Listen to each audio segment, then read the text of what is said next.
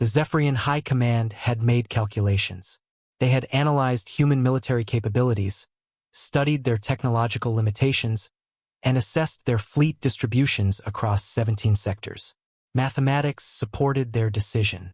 Taking one human prisoner, a low-ranking communications officer from a damaged scout ship, posed negligible risk. They were wrong about humans in every way that mattered.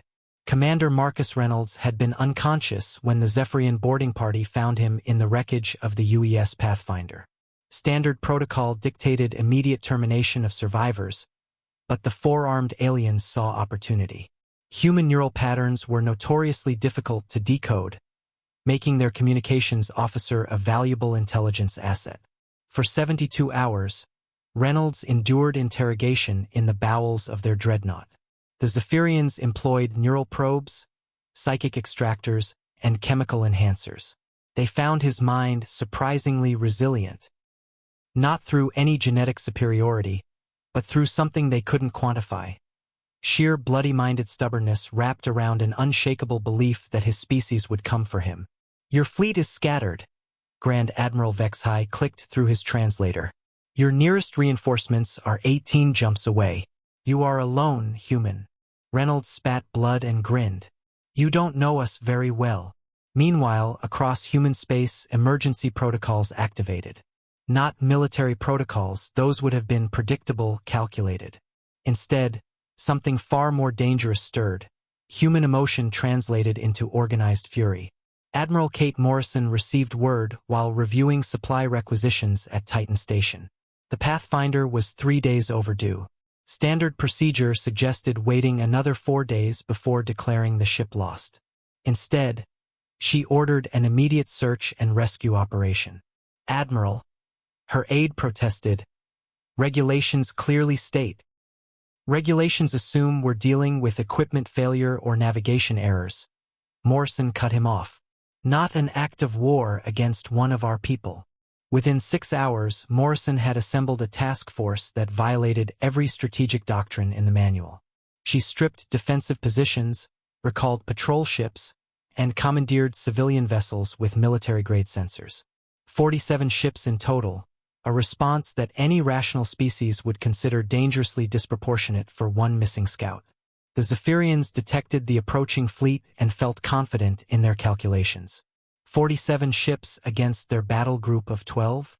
Their dreadnought alone could handle such a force. They failed to account for human creativity born from desperation. Morrison's fleet didn't engage conventionally. Instead, they executed something that would later be called the Reynolds Gambit, a coordinated assault that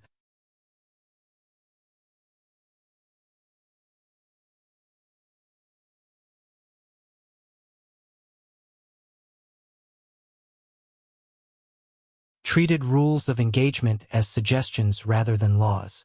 Civilian mining ships loaded with improvised explosives served as guided missiles.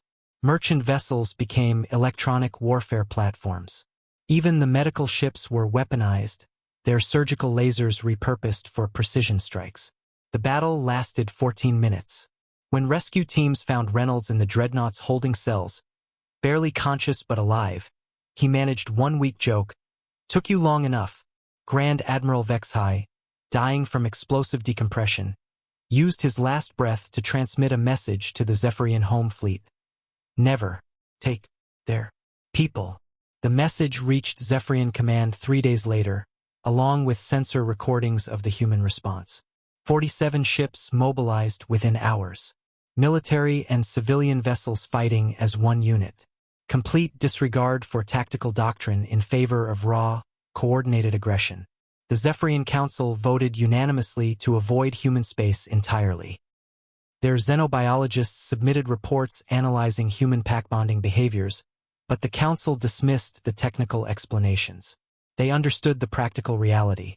Humans would sacrifice fleets to save individuals, abandon strategic positions for personal loyalty, and turn civilian infrastructure into weapons of war if you threaten their own.